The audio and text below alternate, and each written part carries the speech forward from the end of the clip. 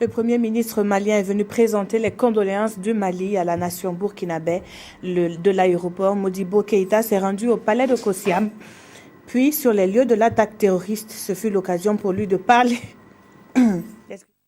des efforts que le Burkina et le Mali vont fournir pour lutter contre ce mal commun qu'est donc le terrorisme. Roger Kam et Viviane Tiendobego.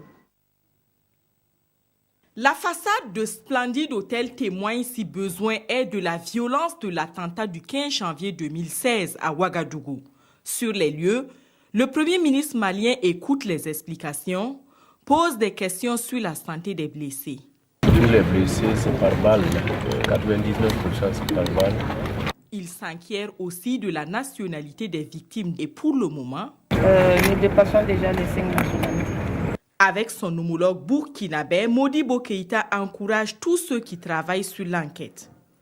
Le Premier ministre malien est arrivé ce dimanche à Ouagadougou aux environs de 10 heures. Avec les Maliens vivant au Burkina Faso, il a présenté les condoléances de son pays à tous les Burkinabés. Cet attentat rappelle la nécessité de mutualiser les efforts face au terrorisme. Nous avons des structures de concertation entre nos deux pays. Nous devons les activer. Il faudrait donc une coopération transfrontalière, constituer des patrouilles mixtes le long des frontières, échanger les expériences et organiser des réunions périodiques entre ceux que nous appelons les préfets et ceux que nous appellent les animateurs sur les structures frontalières. Voilà ce qui est concret.